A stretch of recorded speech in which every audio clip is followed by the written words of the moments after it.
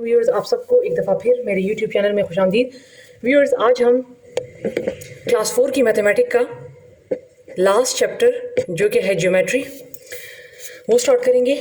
तो व्यूअर्स, इसमें as such कुछ भी नहीं है, सिर्फ जो बेसिक चीज़ें बताने वाली होंगी तो वो मैं आपको बता दूंगी, ठीक है। तो इसमें हमारे पास 6.1 में है कि measure these line segments and write the length. आपने क्या करना है कि स्केल को ले लेना है और इस पे रख लेना है कि ये कितना कितना cm बनता है और इसको लिख लेना है। इसी तरह क्वेश्चन नंबर 2 में भी ऐसा करना है। ये लाइन है, इस पर स्केल रखें कि ये कितना cm है, तो आप उसको इसके ऊपर लिख लें कि ये इतना cm है। इसी तरह ABPQ, ये ठीक है। यहाँ पर आपने जो मेजरमेंट ली है वो आपने फिर इसको यहाँ पर लिख लेना है। ये चूंकि बच्चों ने पहले से लिखे हुए हैं, पता नहीं ये ठीक है भी कि नहीं है, सही है। तो लिहाजा ये बुक मैंने किसी से ली है तो इसलिए अब मुझे इसका नहीं पता। तो आप ए बी को मेजर करें और जो इसकी लेंथ एग्जैक्ट आ जाएगी वो आप इसको यहाँ पर लिख लें। फिर क्वेश्चन नंबर 3 में है कि count the number of line segment in each shape. इसमें आप जो है लाइन सेगमेंट काउंट करें। इसके कितने हैं? 1 2 3। तो लाइन सेगमेंट इसके लिखें 3, इसके हैं 1 2 3 4, तो इसके लिखें 4, इसके भी हैं 4, ये जो है 5 है, 1 2 3 4 5, ये 5। इसी तरह औरों को भी आप काउंट कर लें और इसको लिख लें। इसी तरह क्वेश्चन नंबर 4 में है कि measure the lines using the ruler, what is the length of each line segment. आप देख लें, ये आपको इस तरह दिया भी हुआ है कि ये 2 cm बन रहा है यहाँ तक, और फिर 2 के बाद एरो तक आप देख लें तो ये कितने नंबर्स हैं? 1 2 3 4, तो ये बन जाएगा 2 cm एंड 4 mm। इसी तरह आप अगले वाले को भी कर लें। ये सिंपल सी चीज़ें हैं। इसमें 6.2 को स्टार्ट करने से पहले उसमें दो चीज़ें हैं। एक है वर्टिकल एंड हॉरिजॉन्टल लाइन। तो हमारे पास जो भी रो फॉर्म में होते हैं ये हमारे पास होते हैं हॉरिजॉन्टल लाइंस, ठीक है। और हमारे पास जो भी कॉलम फॉर्म में होते हैं इस तरह, ये हमारे पास होते हैं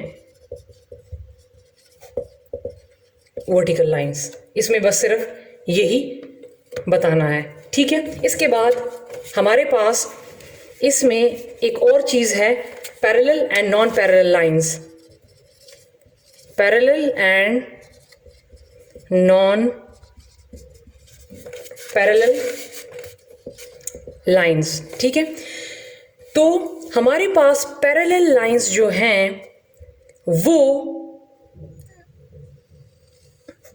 उनको हम वो लाइंस कहते हैं, वो लाइंस पैरेलल होती हैं जिनका डिस्टेंस जो है, इन दो लाइंस का जो डिस्टेंस है वो मीन्स सेपरेशन जो इनकी है, उनकी जो डिस्टेंस है वो सेम होगी, मीन, और एक दूसरे के साथ इंटरसेक्ट नहीं करेंगे, ठीक है। अब अगर आप देखें तो इस लाइन और इस लाइन में ये जो फासला है, सिंपल वर्ड्स में इन दोनों लाइंस के दरमियान का जो फासला है वो एक जितना होगा, ठीक है। और ये लाइंस एक दूसरे के साथ इंटरसेक्ट मीन टच नहीं करेंगी, ठीक है। तो ऐसे लाइंस को हम बोलेंगे पैरेलल लाइंस। लेकिन अगर इसी लाइंस को मैं इस तरीके से ड्रॉ करूं तो अब आप देख सकते हैं कि ये दोनों लाइंस जो हैं ये यहाँ पर इंटरसेक्ट कर रही हैं, टच कर रही हैं। तो लिहाजा ऐसे लाइंस को हम बोलेंगे नॉन पैरेलल लाइंस, ठीक है। और हमारे पास ये भी जो है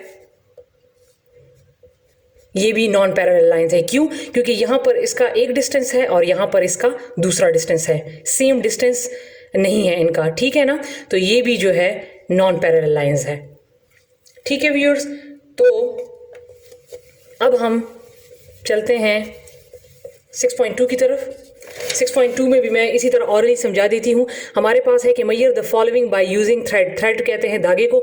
आप जिस तरीके से ये कर्व बना हुआ है, इसी लाइन पे आप क्या करें, थ्रेड को इसी शेप में रख लें, फिर उसको उठाएं, ठीक है। जितना ये कर्व है इतना ही आप इस पर थ्रेड रखें, उसको उठाएं और फिर इसको स्केल पे नापें कि ये कितना है। तो जिस शेप में जिस तरह ये दिया हुआ है उसी तरह आप थ्रेड को भी इस पर रखें और फिर उसको जो है वो मैयर करें। Draw curve line by joining the following points, ये तो आपको पॉइंट्स दिए हैं, बस इनको ज्वाइन करें। ए का बी के साथ ज्वाइन करें, बी को सी के साथ ज्वाइन करें, ठीक है।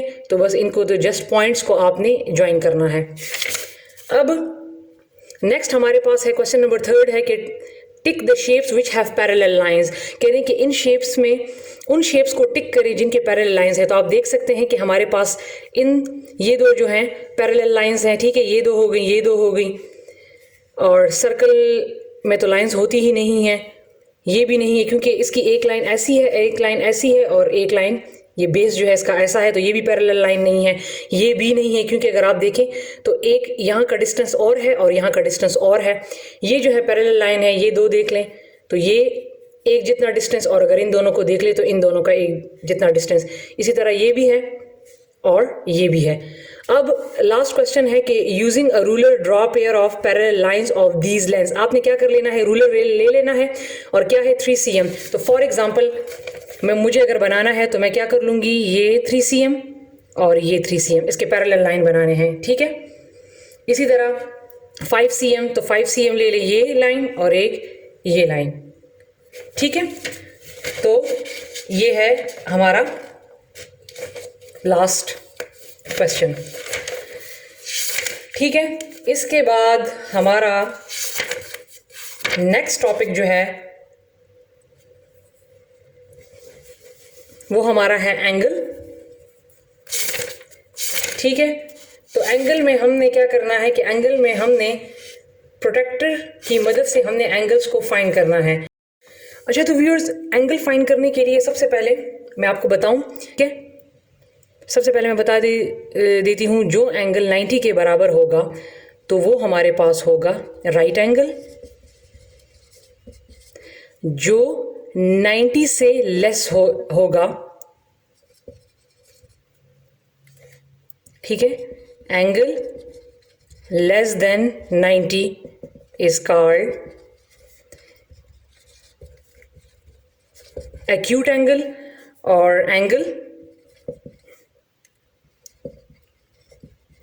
greater than 90 is called obtuse angle। इस लेवल पर आप इन चीज़ों को याद रख लें। अब हमने इसको ड्रॉ करना है कि हम इसको प्रोटेक्टर पे जो है इसको कैसे ड्रॉ करेंगे, ठीक है। तो हमारे पास फॉर एग्जांपल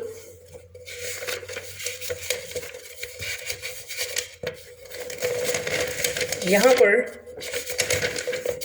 बुक में ही मैं समझा देती हूँ, ठीक है। हमारे पास ये प्रोटेक्टर है। प्रोटेक्टर में अगर आप देखें तो आपको बताया है कि ये इनर स्केल है, अंदर की तरफ के स्केल हैं, और ये आउटर स्केल हैं, ये बाहर वाले की तरफ स्केल हैं। फिर ये वाला जो पॉइंट है ये मिड पॉइंट है। ये जो लाइन है, ठीक है, ये बेस लाइन है, और ये जो है ये हमारे पास एंगल्स हैं, और ये 100, 110, 20, 50, 60 ये हमारे पास डिग्रीज हैं। तो अब अगर आपसे कहा जाए कि आप 90 एंगल बनाएं, ठीक है, 90 डिग्री का एंगल बनाएं, तो वो आपके पास बिल्कुल इस शेप में आएगा, ये बिल्कुल स्ट्रेट, और ये आपके पास बनेगा 90 डिग्री का। आप यहाँ पर प्रोटेक्टर को रखें तो बिल्कुल ये वाली जो लाइन है ये देख लें, ये वाली एग्जैक्ट ये आपकी यहाँ पर आनी चाहिए, तो ये तब जाके होगा 90 डिग्री। लेकिन अगर आपसे कहा जाए कि आप एक्यूट एंगल बनाएं, मीन 90 से जो लेस देन हो, फॉर एग्जांपल आपसे कहा जाए कि आप 50 डिग्री का एंगल बनाएं जो कि 90 से कम है, तो फिर आपने क्या करना है कि फॉर एग्जांपल ये एक लाइन है, आपने बनाना है 50 डिग्री का एंगल। अब बच्चे क्या करते हैं कि प्रोटेक्टर को यहाँ पर रख लेते हैं, यहाँ पर रख लेते हैं, लेकिन उनको ये पता नहीं होता कि हमने 50 इस साइड से लेना है या 50 हमने इस साइड से लेना है। स्टूडेंट्स को जो है, जो लोअर क्लास के स्टूडेंट्स हैं, उनको ये नहीं पता होता कि हमने 50 डिग्री जो है अब इस साइड से लेना है या इस साइड से लेना है। तो देखिए 50 जो है वो 90 से छोटा है। तो अगर आप प्रोटेक्टर को यहाँ पर रखते हैं, ठीक है, अगर मैं इस प्रोटेक्टर को यहाँ पर रखूँगी तो मैंने इस साइड पे जाना है, क्योंकि मेरे पास, मैंने अभी आपसे कहा कि मेरे पास ये जो होता है ये 90 होता है, तो 50 जो है वो 90 से कम है, तो अगर मैं प्रोटेक्टर यहाँ पर रखूँगी तो मैंने फिर इस साइड से 50 को लेना है, यहाँ पर जो 50 आएगा, ठीक है। और अगर मैं इस साइड से मैं प्रोटेक्टर को इस साइड पे रखूं, तो लेफ़्ट साइड पे रखूं, तो फिर मैंने इस साइड से 50 लेना है, क्योंकि 90 से कम आना चाहिए 50, ठीक है ना। तो मीन्स कि मैंने, अगर आपने राइट साइड पे प्रोटेक्टर रखा तो आप फिर 50 को इस साइड से लेंगे, और अगर आपने लेफ़्ट साइड पे रखा तो फिर आपने राइट साइड से लेना है 50, क्योंकि 50 जो है वो 90 से कम है। एक इस तरह से भी आप ट्रिक याद रख लें कि हमारे पास इस किस्म के जो शेप होंगे, ये हो गया, फिर ये हो गया, ठीक है, ये हो गया, ठीक है। तो ये शेप जो है, इस किस्म के जो शेप होते हैं ये 90 से क्या होते हैं, लेस देन 90 होते हैं, ठीक है, ये 90 से छोटे होते हैं, ठीक है। हाँ, ये भी है, ये तो मैंने इस साइड से ड्रॉ कर लिए हैं, फॉर एग्जांपल इस तरीके से, ये हो गया, ये हो गया, ये हो गया।